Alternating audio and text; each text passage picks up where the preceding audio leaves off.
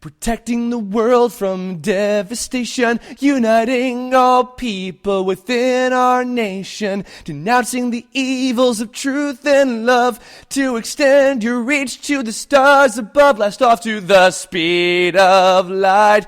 Surrender now or prepare to fight. It's not about Meowth or James, 'cause they're totally lame. This is Jessie's acclaim on Kirblog. You like that? Did you like that? Came up with that about three hours ago. Just for you.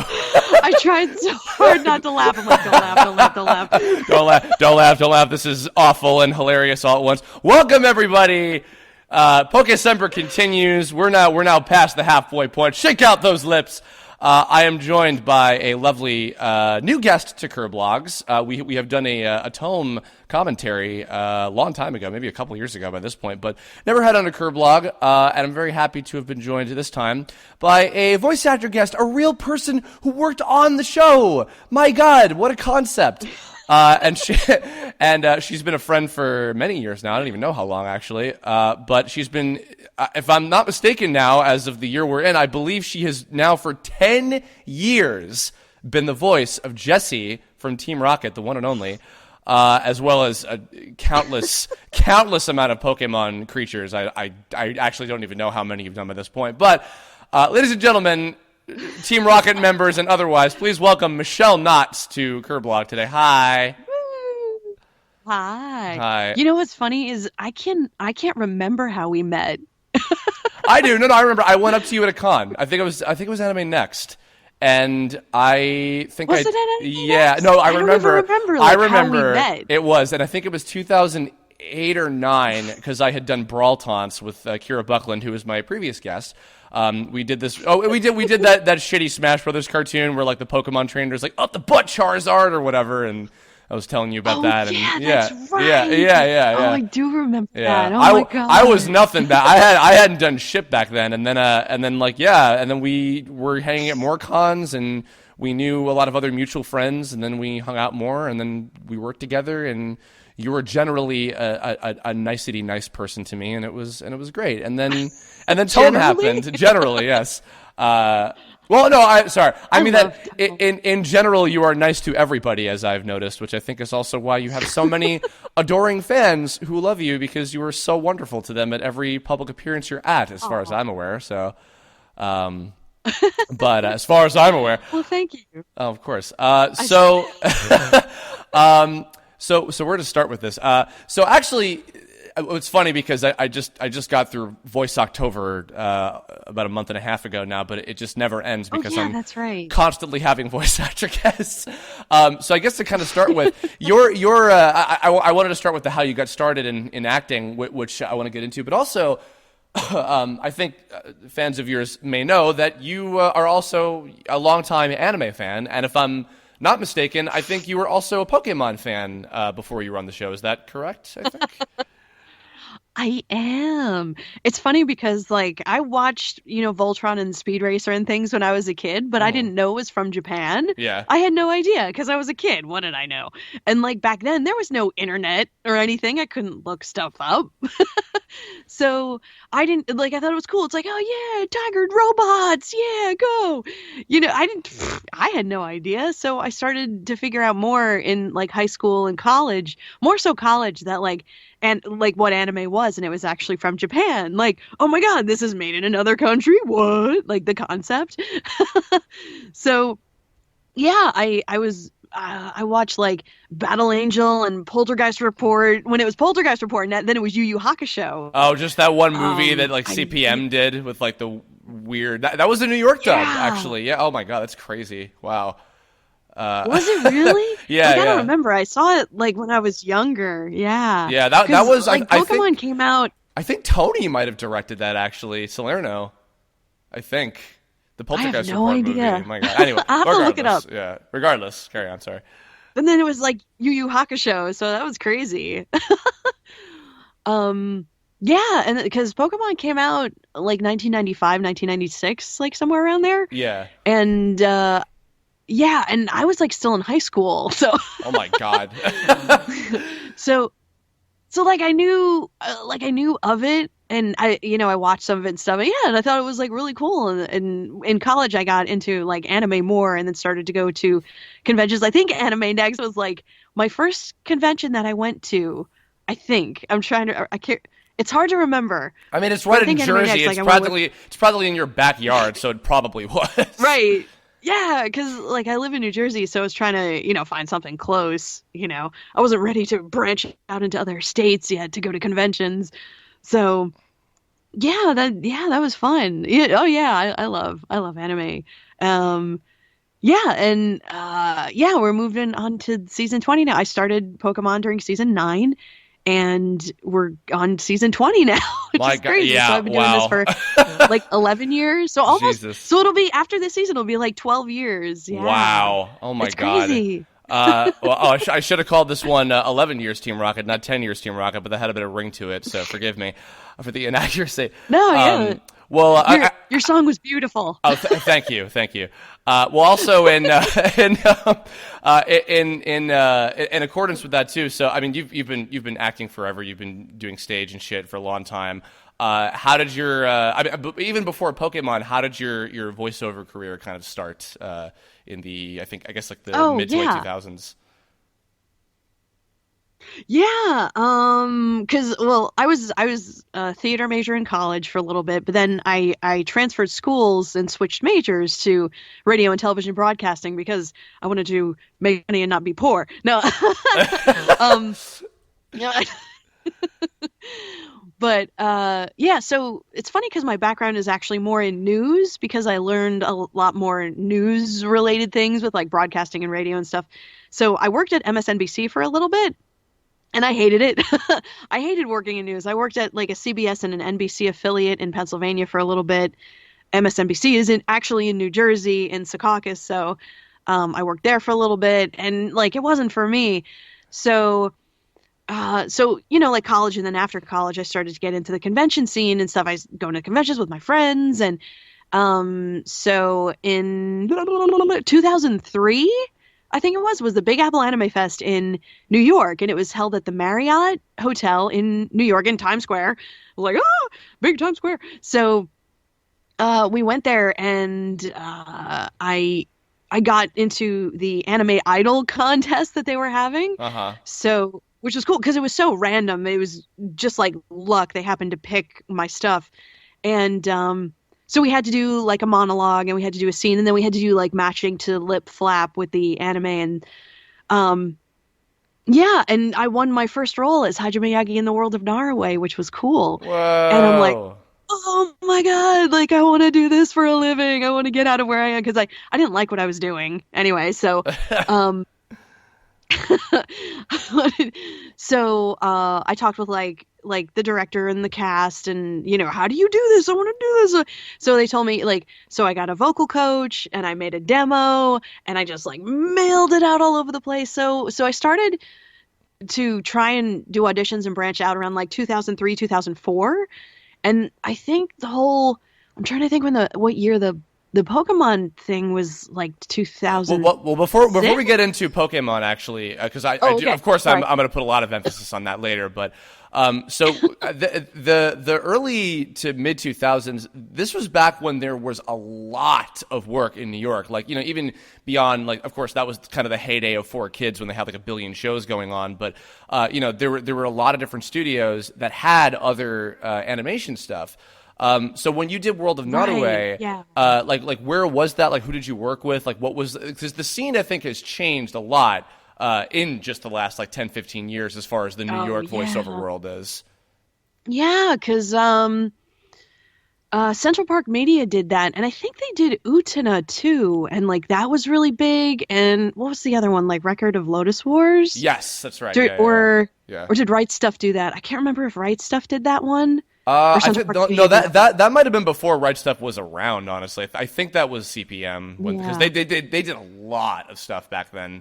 So did Media Blasters, and Media Blasters is back doing stuff again, but nonetheless, So when you were doing that, was that how? Because this was also, I guess, back when Taj Studios was still around. Was that how you got connected with them? Was that through CPM? No, actually, I just happened to mail them a demo. It was funny. It was just random luck. Because I made my voice demo. Well, now you could just send MP3s. It's like it started back in the day with cassette tapes. Like a lot of people probably don't even know what cassette tapes are. So, and then after that, it was CDs. So, so mine was a CD, but now you could just like, send MP3s. So it's like forget the CDs, right? Yeah. But um so I made my demo and I was just mailing my CD out to everywhere, like anywhere and everywhere I could find it. Just like mail, mail, mail, mail, mail, mail, mail, cover letters and mail and blah, blah, blah, blah. And it was just luck. They happened to call me and they said, oh, so we're having auditions for Pokemon. And I was like, What?" I was really confused because I didn't know what was going on. Um, so I like ran out to I think I went to Best Buy or Blockbuster. I don't even remember if they were still around back then. And I just got like every DVD I could find of Pokemon. And I just watched it and tried to match as best I could whoever I could Right. because they were just auditioning for everybody. So it's like everyone and I was like, "Okay, no pressure." Right? So Well. Now here, um, actually, regarding pressure. Okay, let's talk about this for a second, since now we're into the Pokemon thing. Okay, there are still people on the internet who, are in this fucking like, Joe is bad now. Should bring the voices back. Hey, everybody, here's a fucking reality check for you all. The quote unquote replacement voices have been doing the show longer than the original. I know that's a hard concept to swallow, but that's the way it is. The sooner you come to the year 2016 and accept this fact, for Christ's sake, nonetheless. So by that point, you had been doing like a fair amount of stuff, and so this audition just comes down the pipe. So, and you had not worked with the studio before, and I know that you hadn't worked with 4Kids. So you right. basically didn't know about the whole controversy that was happening with the new cast and everything. You didn't even realize No, that. You just thought I this had was an no audition. idea. Okay. I had no clue. I was like, "Wait, what's going on? What?" I had no idea. Because I think the reason that it's important to bring that up is because this has happened with a lot of really big franchises before. I mean, like both anime and like American cartoons and video games, where shit happens and it's like, okay, now the cast is going to be different, and there are circumstances where it's like the information is out there, and it's like if people are aware of it, then it's like, oh no, I'm not touching that. I even actually had a situation like that recently where I was like, no, I don't want to be part of that controversy. But in your case, like now, to be fair too, if it's okay to say this, you also knew Rachel Lillis because you guys had worked on shows on from the studios. Yeah. Yeah, we worked on The World of Naraway. I honestly have nothing but the utmost respect for Rachel Lillis. She's an amazingly talented voice actress. I actually, when I was younger and a fan, I bought the box set of Utena and I thought it was incredible. Like I love the story and I thought it was amazing. Mm-hmm. So I have nothing but total respect for her, 100%. Mm-hmm. And now actually, I mean, because of course after the whole switch happened, she did come back onto the show later and played some other characters. Right. And Yeah. and also of course now she's out here. Actually, she's been on Hunter x Hunter a lot as of late on Toonami recently.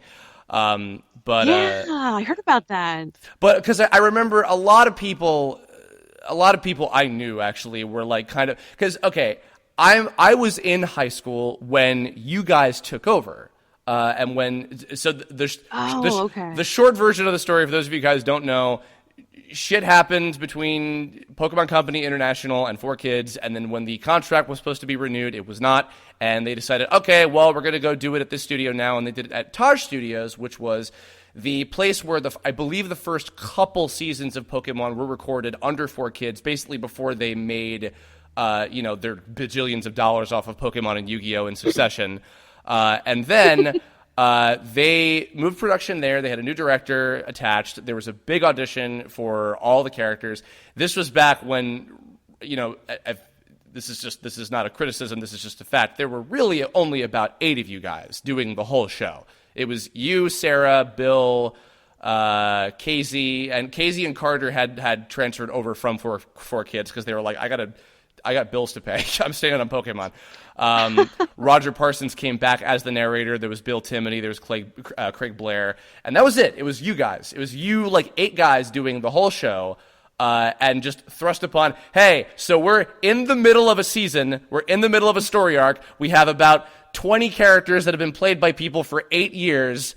You need to do voice matches. You have no room to be, taking your own liberties. Ready, go. That's why I went out and bought all the DVDs. I literally did. I can show them to you.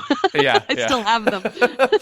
So when this first started, I mean, obviously, I'm sure you guys knew of the the whole shit that was going on the internet with it, and again, like in high school, I knew enough about the business that I was like, okay, clearly this isn't like we're taking these jobs away from people or whatever. This is just it's circumstances. It's a business. Shit happens, whatever, and I'm sure in time, this will turn out okay, and it did. And then, I mean, honestly, by Diamond and Pearl, I think you guys settled in perfectly fine to your roles. Now, like, I mean, you guys have become, as far as I'm concerned, the definitive longest running actors to play the characters in English, which is great. But so going back to the early days, so you booked. How many characters did you book all at once in that first, in like the Battle Frontier season when you guys started up? Yeah, it was crazy. Jessie, May, and Nurse Joy for season 9 in the Battle Frontier. Mm-hmm. Because I was Misty for just the special. That was it. Just the Mastermind and Mirage Pokemon. Yeah. Just for the special, and that was it. And that's the only place where she showed up. But when May showed up in Diamond and Pearl, when Dawn came back, so I was May for that as well. Mm-hmm. So, yeah, so they had somebody else for, Officer Jenny and, Casey was Max. Right. And I'm trying to remember the other characters, like the female, the other female characters. So primarily it was Jessie, May, and Nurse Joy, but mm-hmm. I was Nurse Joy just for seasons 9 through 13. Mm-hmm. So they change Nurse Joy a lot, like all the time. Yeah, actually, so, I think that since Black and White now, every like regional Nurse Joy and Officer Jenny are different people in every generation. Right. So that has been. But although honestly, even before that, I mean, like Nurse Joy changed a couple times before you two, because I think it was Megan and then it was Erica Schroeder for a while and etc. Right. So what else is new? But nonetheless, so you were taking on a lot of characters all at the same time, being instructed basically to voice match all these different people, and you had about like, I don't even remember how many Pokemon you've done by this point. Like the creatures, you've done like I think well over 100 by now. I think, right? Maybe 60, like 60 or 70. About something like. I have to count them. Yeah. I have to count them. So in those early days, I mean, like, you were just kind of thrust into this, and there was all this pressure and all this material to do all at once. Like, what was, you're going to Taj, you're going to New York back and forth all the time. Like, what was that time like for you, for all of you guys, really? Yeah, we go in and we just do the absolute best we can. I always try to give 200% into my performances, not just like 100%. So I go in there, gung ho, and always try to do the best that I can. Try and get the mannerisms down, and you always have to listen to your director too. Like, it's not all just like you can go in and do whatever you want. Like, from working and stuff, yeah, that you have to listen to your director, and like the director calls the shots. So they're they have the reins, they're leading us along, so they know the episodes better than we do. So so yeah, it's just giving it all you got, and definitely paying attention to your director. Yeah. And, I always tried to give in like the best performance that I could. So to make it sound really good. Speaking of listening to directors too, you guys have been through I think 4 or 5 different directors on the show since you started. Like it's changed hands quite a bit now. But that was, so when you started, it was at Taj, and was this was like you guys were doing a lot of stuff, because not only was it the show, But, Smash Brothers Brawl came down the pipe, and then, like, there were some of the Wii video games like Poke Park, and there were, I think, what was the first movie? Was the first movie you did, was that the Kyogre one, I think, right? It was the Temple of the Sea. Yes. Pokemon Ranger and the Temple of the Sea. That was the 9th movie. Right. Yeah, that was the first one we did there. So when you had all this stuff at the same, was it like, were you in like, several days a week? I mean, because like for Pokemon, I know it tends to typically be you go in. It's almost kind of like the broadcast dub kind of setup now with a lot of these other anime where it's like you go and you do one episode and then you're done. And sometimes, Team Rocket might only have a couple lines or if at all. But I mean, in that starting period, were you like there like a lot throughout the week because you just had so much stuff to do, or like what did it kind of depend on the time, I guess? Yeah, it depends, who the episode is focusing on and how many lines a character has. Mm-hmm. So in the beginning, yeah, I feel like this episode focused on Nurse Joy and her past, with her Pokemon training and whatnot. Then, yeah, I'd be in there for a long time. So, yeah, it really depends, like, how many lines each of the characters have, per episode. But, yeah, it was like one episode a week. It was kind of, exactly, it was kind of like the broadcast dubs that they do at Funimation. So you're in there like once a week. Well, depending on, you could be there like one episode a week, but you could be in there like multiple days a week, depending on how many lines you have. Because generally, and this gets into like the union and the video games and stuff, but it's like not really good to go over, like, especially if you're doing a lot of screaming, to go over like 4 hours. So generally they don't like to go over like 4 hours of recording. Right. So yeah. Well, I mean, would you be having a lot of like 4-hour days of like doing a lot of stuff all in like kind of bulk? Like, because now it's much more relaxed because it's typically you're Jessie and like a couple of the other Pokemon that you have to do that are like, consistently in the show. But when you were doing like, upwards of 5 or 6 different characters that had a lot, I mean, and even for Diamond and Pearl, you had Piplup too, who was in every single episode, no matter what. Yeah. Was that just a lot more hours like every week, more or less? Yeah. Yeah, like during the week. So, yeah, because I and me personally, I don't like to, especially if it's like a screaming Pokemon, don't like to go over like 4 hours. So if it's more than that, spread it out throughout the week. So, yeah, that's what we usually did. Yeah. Yeah, in the beginning I had, a lot of hours. Speaking of Piplup too, so Diamond and Pearl was the first the first generation that you guys kind of had like a full like fresh start with, because like then by that point like Emily Bauer and Julian Paul's actor, I can't say his last name, and a lot of new faces were coming, and then eventually, of course, then when Duarte was switched over and was doing the dubbing from there on out, a lot of the 4Kids guys were coming back to do characters again. And then so the cast was being much more expanded. But between Jessie and then you had Piplup and a whole lot of new generation Pokemon that you were kind of originating the voices of. When it came to, because you do a lot of creature stuff on the series, and you have been for a long time now. When you're creating Pokemon voices, because that is exciting. Like, even for kids that don't know shit about voiceover, like it's exciting, I think, still to find out like, oh, what's this new Pokemon going to sound like? Do you have much of a process like with creating that? Like, is it more so just kind of going off of what the Japanese sound is? Like, do they allow for a lot of creativity? Like, what for Piplup especially, because that was like Piplup was the second Pikachu of that season, more or less. Like, what was that kind of like for you guys? Yeah, Piplup is my favorite. He will always hold a special place in my heart because he was the first that I didn't have to voice match. Mm-hmm. So, because like with the previous Pokemon, we had to do what the originals did, so I didn't have to voice match him, which was really cool. So yeah, that's what we do is like we'll listen to the Japanese version, and then kind of obviously because like. It's different because like Piplup in Japanese is Pochama, so you have 3 syllables as compared to 2 syllables, in Piplup. So it depends on like the name too, on how many syllables that you have, and then like how many flaps the Pokemon's gonna have.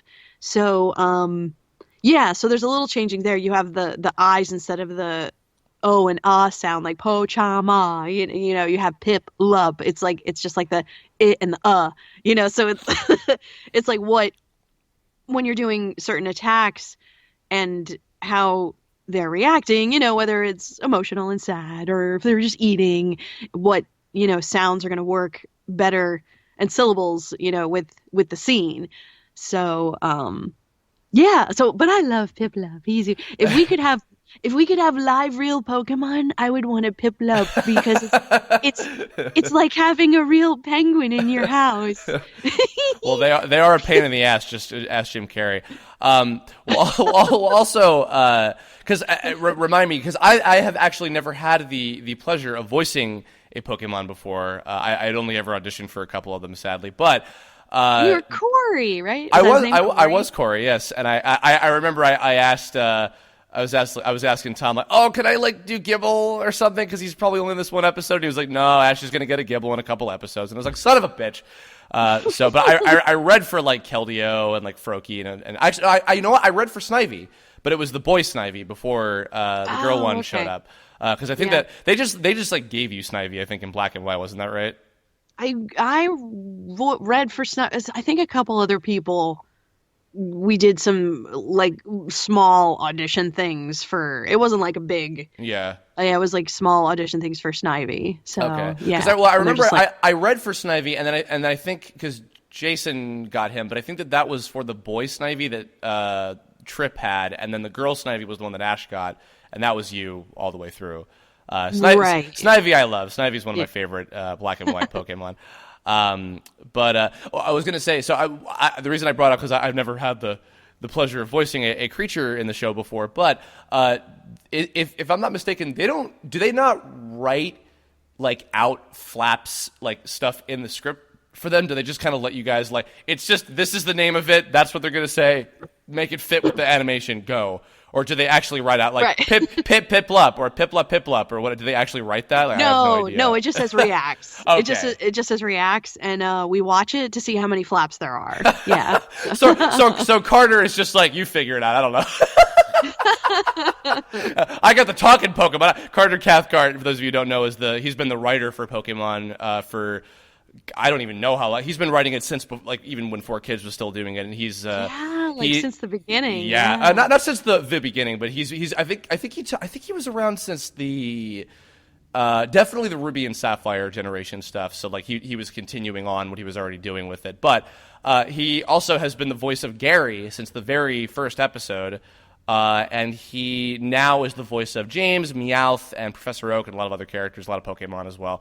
But yeah, and he's been writing the scripts ever since then. But no, I just imagine, like, I mean, I know, like, obviously, because he's half of Team Rocket and you're the other half with Jessie, so you guys get all the funniest lines. But yeah, when it comes to Pokemon, yeah, I imagine like with that there does have to be a fair amount of creativity, because it's just like, all right, well, you preview what the flaps look like and you see how many syllables this Pokemon's name is, and I don't know, figure it out, go from there, do whatever. Yeah, we usually watch it first, like, to see how many flaps there are. So we watch it and then we record it afterwards. I love Carter's writing. I love when he writes like little sing-songy things for us. It's like really cool. But I like when he records first, so then like I could follow him, especially if there's like, because he'll write the notes in the notes section, in like the line section. Excuse me. He'll write, like B A sharp C D, and I'm just like. Because he has perfect pitch and I don't, and I'm like, I don't have perfect pitch, Carter. I don't know how to do this. So, because you could tell him sing a B flat, and he'll do it, and he could do it, and so I like when he records first, so then I could follow after him. I'm like, oh, okay, good. Yeah. Actually, I'll even say, look up James Carter Cathcart on like MySpace or something. He is an out of this world singer, super talented. And he plays piano and guitar, and I'm like, God damn, Carter, slow down, save some talent for the rest of us. But he went to classes. He made his own guitar. My God, he went to take classes and he built his own guitar. God, that's amazing. It disgusts me how much talent some people have in this world. Well, actually, I'm thinking too regarding him recording first. I mean, you guys do the Team Rocket motto every episode. How do you keep it fresh every time? Yeah, I know. Yeah, because it's the same, and yeah, I don't know what's going to happen with the motto and stuff in the future with Sun and Moon. So we'll see. Well, only time will tell. Yes. Well, it has changed quite a bit. Actually, I think it changed in the middle of Black and White, if I'm remembering right, because I think like. I remember when Black and White started, you guys were like super serious Team Rocket for like a little while, and then some unfortunate behind the scenes things happened with the show, and then they were like, they're gonna be back to happy go lucky fun time again, and yeah, here's the old school Generation 1 motto, ready go, okay. But I mean, I imagine Jessie's got to be the favorite by this point, just because of the sheer amount of stuff that you've done with her for all this time. Yeah, I mean, yeah. Oh God, it's been so long, but it seems like it goes by way too fast, you know. It's like life. Well, no, I mean, because I just like binged through. I've been telling you on Facebook, like, oh, I'm watching Pokemon X and Y. Oh, I just got up to this episode. Oh, it's so cool. And like, you know, that was 3 years ago. You guys started Pokemon X and Y, because I was still in New York at the time, and it doesn't seem like it's been that long. And now we're already on to Generation 7 now, and I'm like, good God Almighty. Have you been in California for 3 years now? I've been has here. It been longer than that? No, 2.5 years. 2.5 years I've been out here now. Wow. Yeah, man. It's cray cray. Yeah. Are you still living in the same place, or did you move? Yeah. I've been in the same place. Oh, okay. Yeah. Okay. But it's been good. It's been I mean, I told my story about Pokemon Generations a couple Kirblogs ago when I saw Toshi, and we had a very like eye-opening experience with like, wow, yeah, I would still be in New York if I got Pokemon X and Y, and my life would be totally different. Yeah. Oh my God. But I remember actually, not to go into my story, because I've talked on and on about this all the time. But I mean, when I did Corey, and because that was end of 2009, I recorded those episodes, and you know, we were getting to know each other more and hang out at conventions and stuff. And you were always like super nice and super supportive to me, and like, you know, and everybody, Tom, the director, was, and Bill Rogers, who's now out here as well. You know, everybody was like super cool to me, and like it felt very like I mattered, and like I you know, I felt at home, and even Lisa too, who Lisa Ortiz is now directing the show. You know, she when she was at Duart, like as like kind of the assistant, like co-director, like manager type person, she was like giving me a lot of like, you know, like support and just like words of encouragement of like, no, you're doing well at this, like you're doing a good job. And it felt really, you know, it's interesting, because like it really does feel kind of like a family, that with like, you know, you guys have been doing the show for so long, and you've known these guys for 10 years. Like, you know, are there I mean, I know you don't get to see them super often, because obviously you're recording separately too, but are there folks in particular that like you hang out with from time to time, or like that you've gotten to know better than others, like from the whole cast in particular? Or probably Carter. I love Carter. He's awesome. Mm-hmm. We started doing conventions together, which was really cool. We went to Kotoricon and CloverCon, and he's going to be back at Kotoricon with Jamie McGonigal. So it'll be nice to see Jamie again, because he's not in New York anymore, so you don't get to see Jamie as much. Oh, so that's right. Yeah. Yeah. Oh. But yeah, like Carter will be there again. So it's going to be, Kotoricon's going to be a lot of fun. It's January 6th and 7th. So that plugging Kotoricon. Kotoricon is at Rowan College at Gloucester County. It's in South Jersey. It's kind of like by Philly, like it's a little close to Philly. It's at a school there. It's at a college. And they're awesome. Kotoricon is so great. Yeah, they're really cool. Yeah, and Carter and Jamie are gonna be back, and I'll be there. And Damon's gonna be there too. Damon Mills. So Yes, the voice, the infamous voice of one Team Flare Grunt in one episode. Yeah, dude.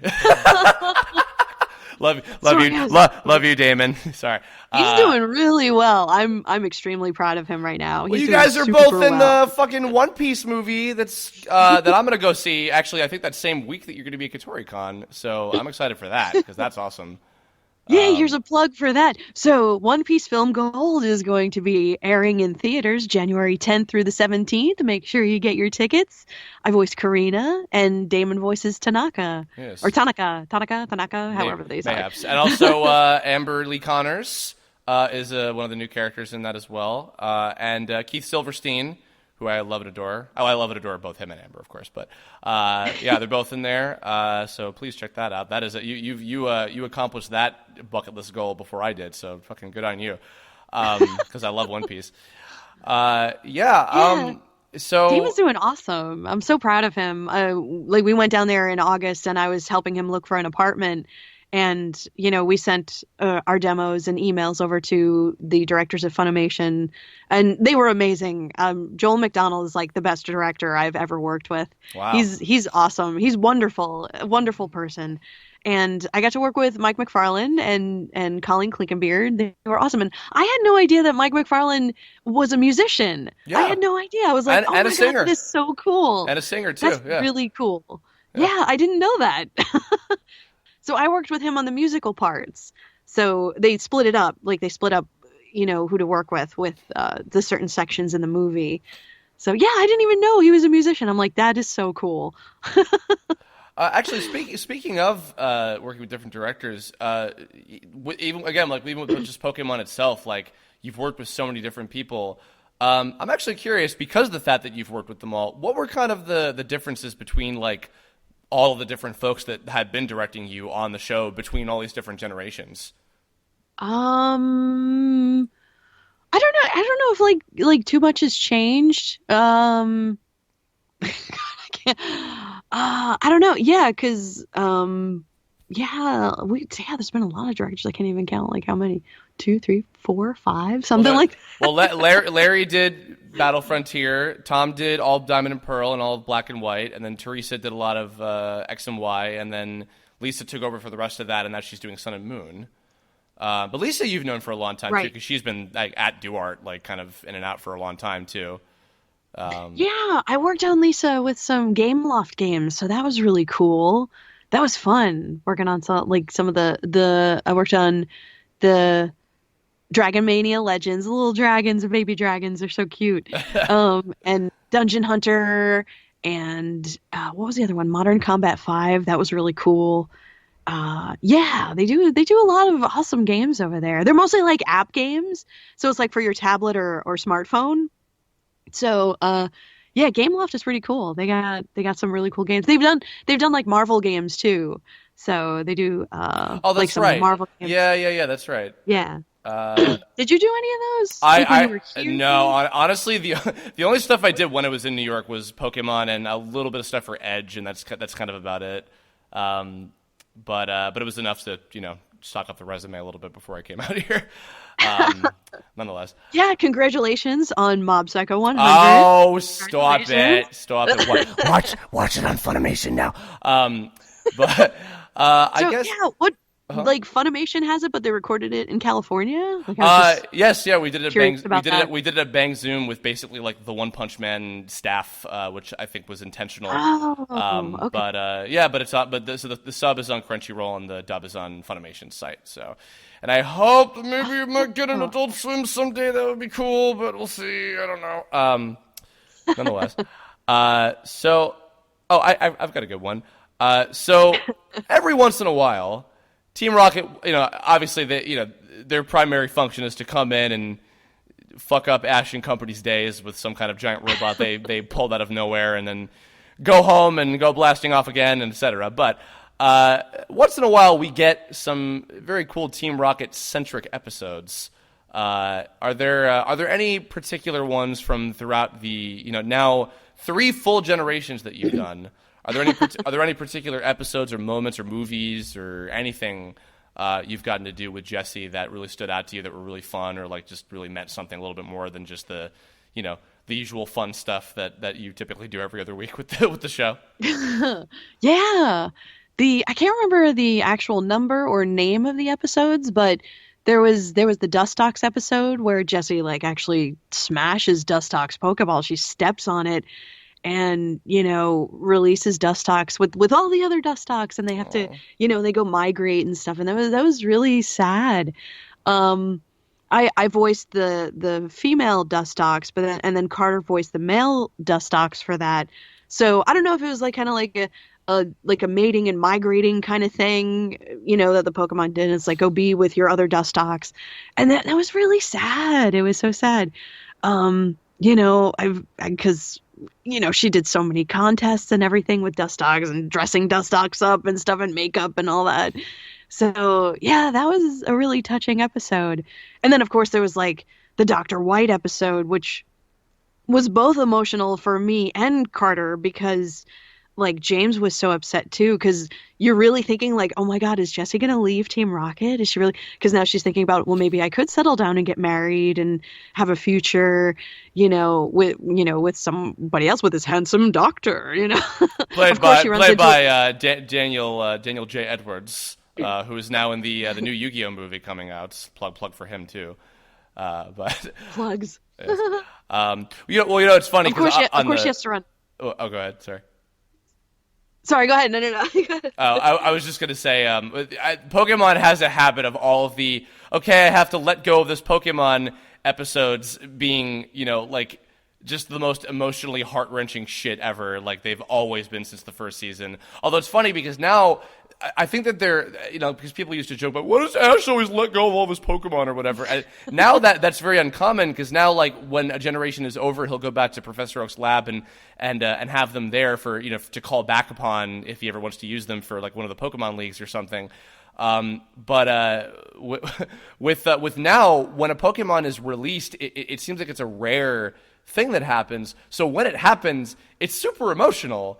And especially with that Jessie episode, I guess because also Wobbuffet I think was gonna stay behind too. It seemed like, with a show like Pokemon, sometimes it can be hard to have believable stakes because when you know the kind of format the show is, you don't always expect like, but like they're not gonna get rid of Team Rocket because why would they ever get rid of Team Rocket? But I will say when I was watching that episode, I remember like when it was. Everybody was making a big thing out of it when it first aired in Japan, even like before you guys dubbed it.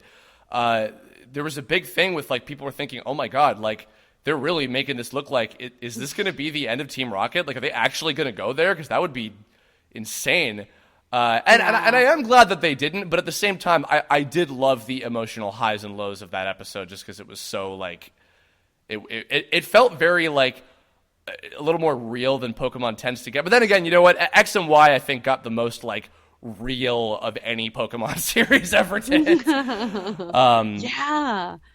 Yeah, because, like, you take them out of their element a little bit because, like, even though, like Team Rocket is, like, the bad guys, but it's, like, they also come across really as the comic relief because they're always, like, blasting off and everything like that. But yeah, so when you take them out of that situation and that element and put them in a completely different situation, it's really, it's really different to the actors, and also to the audience. So yeah, and if you can get that emotion, with the audience, then you did a good job. I'm actually curious because as I think the One Piece movie will be a good indicator. I'm very excited. You are a perfectly capable dramatic actor as well. Even though Jessie is of course mostly comedy, but I'm actually kind of curious when Black and White did have that little quick stint of like, all right, serious Team Rocket. Like, was that cool or was that like awkward or like how did that feel when you had to do that for a little while? Like, because it was short, but it was very different. Yeah, it seemed like awkward for a little bit because like it was more like militaristic. Is that a word? Like military style? Yeah. You know what I mean? So it was more like, do this, sure, sir, yes, sir. Like, yes, drill sergeant, Uh-huh.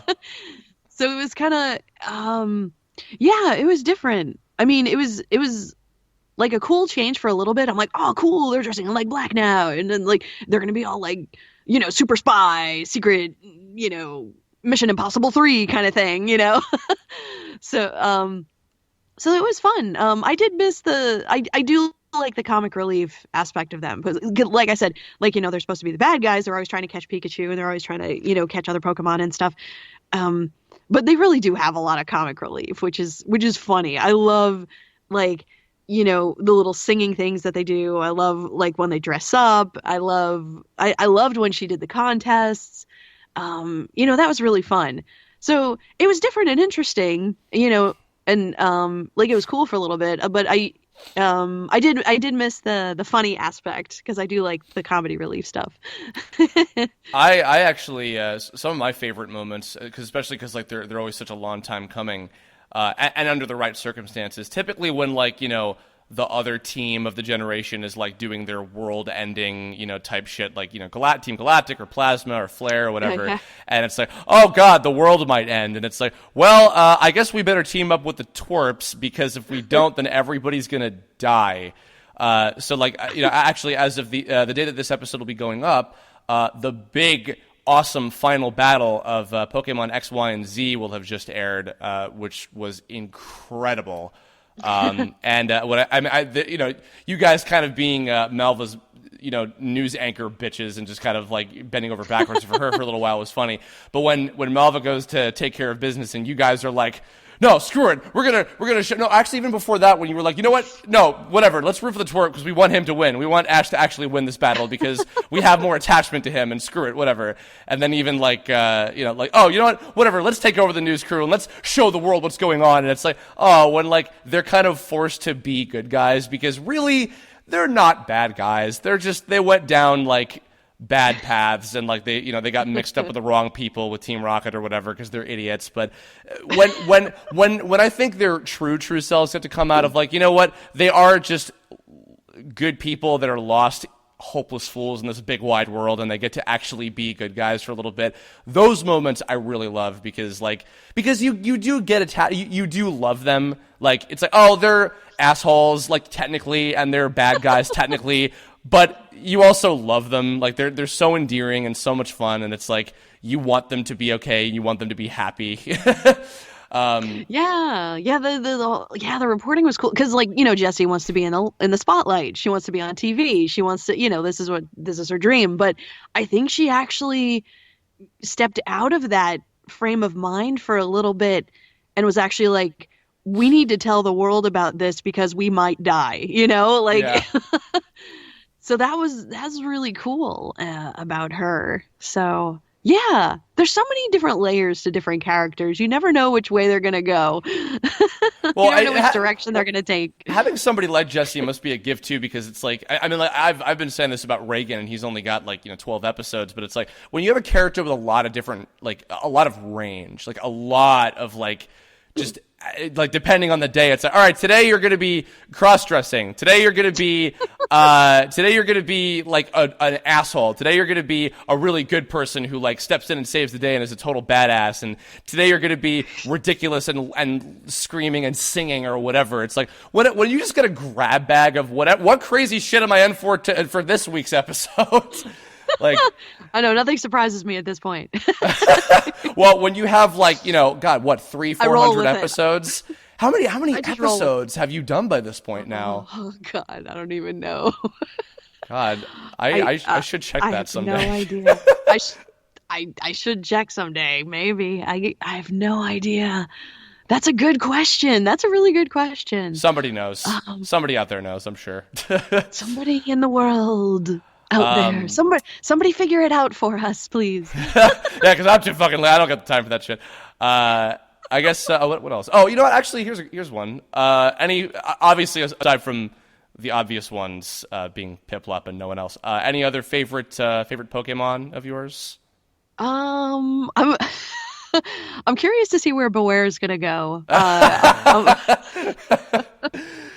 It's funny because I wanted to make a post and apologize because in the Japanese it's the same super really high, and I'm like, oh my God, this doesn't sound like a bear at all. I thought it was gonna be like, I'm a bear, but it wasn't. It's this super high pitched because Beware doesn't like to be bothered, and when you see it, Beware is sleeping, and it's Tapu Koko drops the acorn or whatever it is onto Beware and wakes, and it's like, oh, you just woke me up, and it's like, no, stay away from me. I don't want to deal with anybody. I just want to be, and then just goes on a rampage like crazy. Dude, so, I gotta say, for those of you who didn't see the preview of Pokemon Sun and Moon, which is now going to be on Disney XD, which is huge. My God, Team Rocket is being equipped with two of the most horrifying Pokemon ever made now, Mimikyu and Beware. Because just Beware haha, love me, I'm so cute and pink and fluffy and I can break a fucking tree in half. Oh God, oh, get it away from me.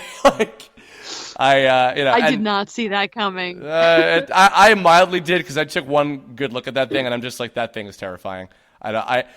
Creepy bear mascots, like Japanese style, like bear suit mascots, they'd freak me right the fuck out. So I was already like, I don't want it. Get it away from me.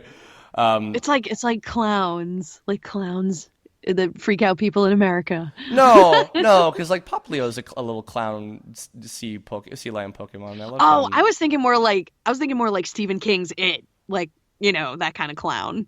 Mr. Mime would pull off a great It. Dude. Maybe yeah, that's it. I know you've been fond of Gardevoir for a while. You've been doing Gardevoir, I think, since Smash Brothers, right? Did you do Diantha's Gardevoir? I did, yes. Yeah.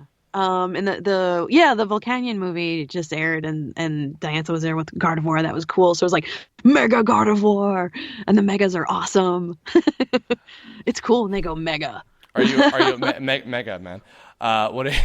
I should just go now. Any others that you haven't voiced that you're a fan of, like by just finding them adorable? When I was younger, I don't know why I always loved Poliwhirl. Was really me too. Cute. I don't know why. What? Oh, Poliwhirl's one of my favorites. Holy shit, he's great. I like Poliwhirl because he was just like funny looking. He's like Polly, he's really cool. I don't know why. I just like Poliwhirl. Probably because he was everywhere. Because like I think he's the favorite Pokemon of like one of the like head staff or maybe even the creator of Pokemon. I can't remember. He's like one of the big favorites of like the people that make the games. So like that's why there was a lot of merchant of him like everywhere all the time, and also probably why he got another evolution. But I'm trying to. There was, that's cool. I still remember like once in a while when like you would pop in. Oh, I'm doing this one this week. Like there was like a sheep one. I think you played. Maybe was there like a sheep Pokemon you played? Oh yeah, Flaffy. Was it? Oh, it was Flaffy. That's right. Yeah. And then like there was a black. Casey was Mareep. Yeah. Yes. Was that it? Yeah. Yeah. Casey was Mareep and I was Flaffy. Yeah, I love Piplup. Will like always be my favorite. Of course. But playing Latios and Latias was really cool. Oh yeah, I got to play them for the games and the movie. That was fun. I love them too. Yeah, those were really cool. I like voicing Cottony was really fun because like I put my hand underneath my chin and go like this. So it's like that's the sheep one I was thinking of. I think that's like the grass sheep. That was the one that was in black and white, I think, right? Yeah. Well, Cottony's not like a sheep because it like floats, like it flies. Oh, okay. I'm not sure if it's like a grass something. I have to look it up. But yeah, Cottony's not like, it's just like kind of like just a ball of cotton, sort of. that was an exciting day. Maybe it's more like a sheep. That was an exciting day for you. I remember when you got that episode. That was cool. I guess what else is there? Well, you know what? We talked a little bit in the beginning about conventions. You've been doing a lot for like pretty much since you started doing Pokemon. Like I still remember actually like I think I didn't go up and talk to you because I think I didn't know like what to say to you and Bill, but you and Bill were like tabling together at like New York Comic Con like the year that the cast changed. And you've been doing cons pretty much like nonstop since then, especially now, like even more so. You've like kicked into high gear with, I feel like you're going to one like every other fucking weekend. I do, yeah. I love cons, yeah. What has a lot of your fan interaction been like with like a lot of the because I don't get to meet a whole lot of Pokemon fans that are my age that watch the show consistently, but I know that it must be a joy when you see kids that like, oh, I do actually watch the show every week. Like I wake up on Saturday and I'll watch the new episodes and follow it like people should be and not pirating it. Yes, don't pirate anime. That's bad. It's legally, dude, for fuck's sake, the whole show is like legally available. Like half the seasons are up on like Netflix or Pokemon.com or something. Go watch it for Christ's sake. It's legally available. Do not steal it. Stealing is bad. God. But when you do cons and like you meet a lot of people who are like fans of it, like ongoing with the show, like following it. What do you have any like any interesting or fun or cute stories with anybody like from the last couple of years? I do a lot of like little one-day conventions at libraries, and they're a lot of fun because like it's a lot of like little kids because usually with libraries they have a lot of children activities and the parents bring the children, and they think it's really cool. And some of the little kids don't really understand because they're like, she does the voices, she's the voice for this Pokemon, she's the voice, and they're just like, huh, like they don't really understand, which is funny. But then, like, sometimes I'll do the voice for them and they're like, and then their eyes light up and they're just so cute, they're so adorable. Like, they're like, oh, there's Piplup and stuff, and they're like, what, and I love little kids. They're so cute. Yeah, they're adorable. I love doing like the little 1 day library cons. They're so much fun, and they do a lot of stuff for the children, which is great. They usually give away prizes and stuff, and I do too. I like to bring prizes for the kids. And yeah, and they're just so into it, and they're so cute, and like oh my God, this little boy one time brought like a stack of Pokemon cards for me to sign, and I signed all of them for him. Oh. I did. I'm like, I don't care if my hand falls off, I'm signing all of these cards for this kid because it was so cute. He's like, is this okay? Can you sign these? And I'm like, yes, I can. I will sign these for you. So yeah, it's so cute and they like to show me their cards and stuff. They're like, and they have their booklets, and they're turning the page. They're like, look, and I got this card, and I got this card, and they're so adorable. I'm like, you are so cute. That's gotta be And magical then, of because course, they're so like genuinely into it. Like it's not like a jaded anime fan or whatever. Like anime fans are great too, obviously, but like when you have a kid that is just completely like enveloped in like how much they love this franchise and the show and these games and these characters and everything, and they're completely like in that's got to be like a magical kind of experience to have. yeah, they're so cute, and it's like because they're getting to talk to somebody who works on the show, that they're really interested in, and they're like, do you play Pokemon Go? Do you play this game? And they like show me their games and stuff. Look, I caught this one, and it's so adorable. They're so cute. Yeah, and the parents are like really cool. Sometimes they're like, stop bothering the lady stuff, and I'm like, no, no, no, no, it's okay, it's okay. Like I don't mind at all. So they're like, oh, you're really good with kids and everything, and I'm like, oh, thank you. Yeah, but all that, they're so cute. I love seeing the little kids, and they have the games and the cards, and the parents are always really funny because it's like, yeah, we just bought another 300 cards, and I got the Sun and Moon game, and I'm like, well, sorry. It's okay. It's okay. When they're an adult, they'll still love it too because everybody loves Pokemon. Everyone at all ages, forever. One thing I give you a lot of credit for. You're talking about the prizes and stuff that you bring with you.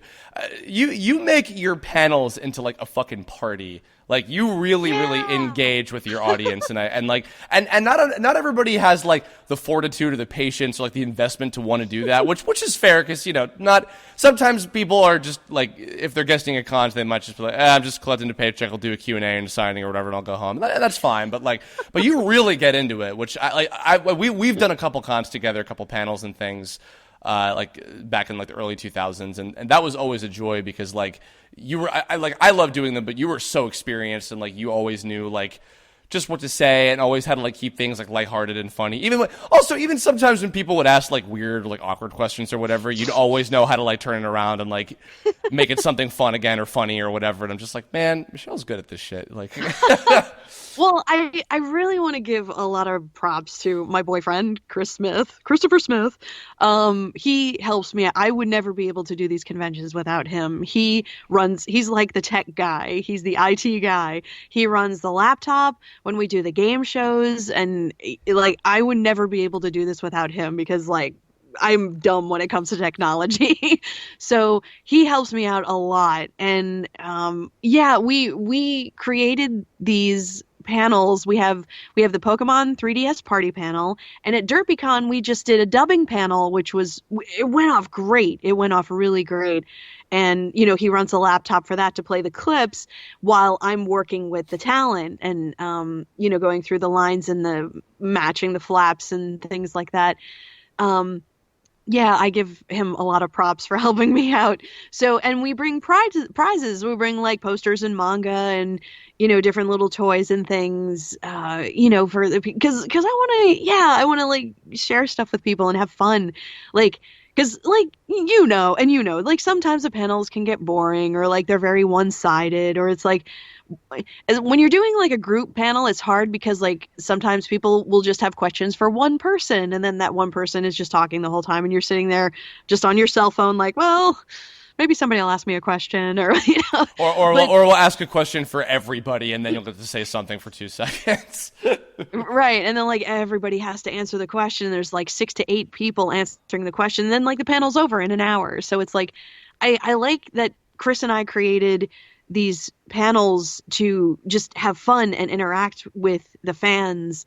So we have game shows, we do sing-alongs.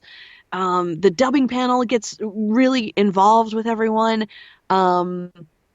Chris does like a couple Pokemon panels. He does like a Pokemon multiverse theory panel thing, and people ask questions about that. What do you think of this? What do you think of that? And really like get involved. I do have like a Japanese storytelling panel where I have people come up and we each take a character in the Japanese stories, and we read them because I really like to get like everyone involved, because it's like sometimes it's I don't know, it's disheartening when you're looking into the audience and people are just on their DS or on their phone, and they're not really paying attention. So that's why like I like to get everybody involved and interact with everyone else.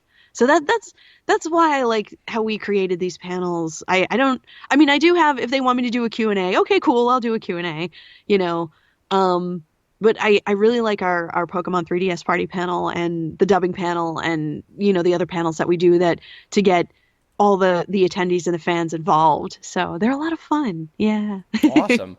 Well, I think that's kind of a good place to sort of round things out. On that note, since you were talking about Kotoricon earlier, do you have any specific panels or plans or things you can talk about for when you're going to be at that con in January?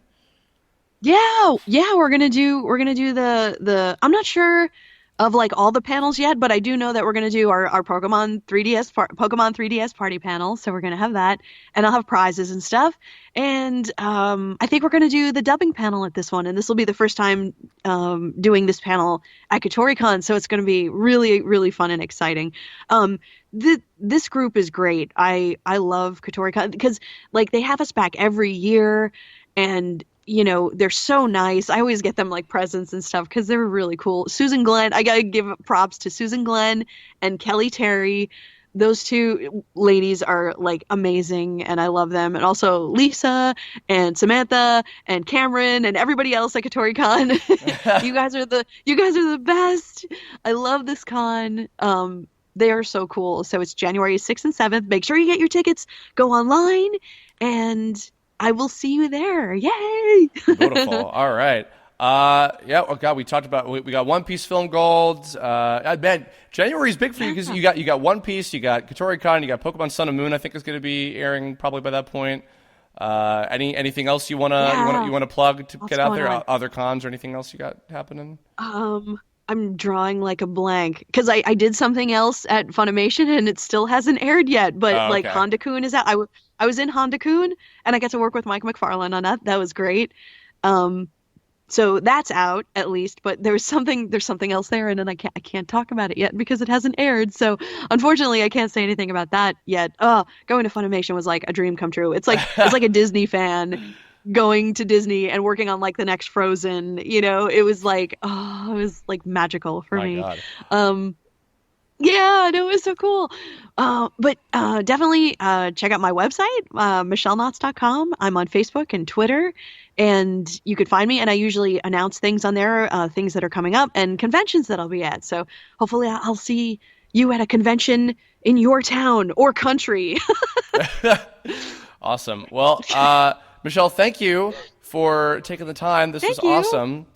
And I think that is going to wrap things up. So, everybody. Thank you for having me. Congratulations on Mob Psycho 100. And, check that out too. Stop it.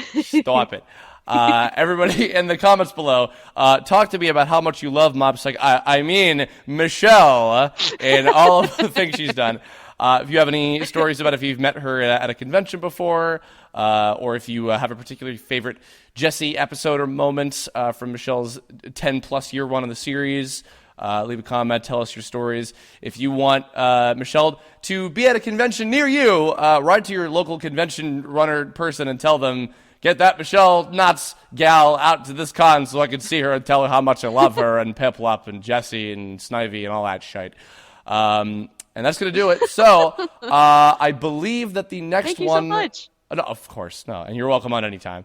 I believe the next one will be my review of the Pokemon X and Y anime series with another special guest, if they will hopefully be available in time, because the holidays are getting very busy for everybody already.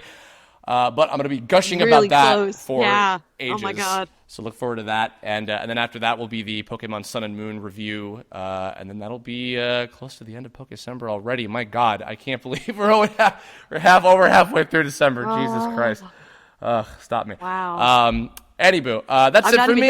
done, shopping. Nope. me either. I need to go do more of that tonight. So that's it for me. That's it for Michelle. And we will catch you all. Catch you all. Why did I have not been saying that all this time? I see what you did there. Bye, everybody.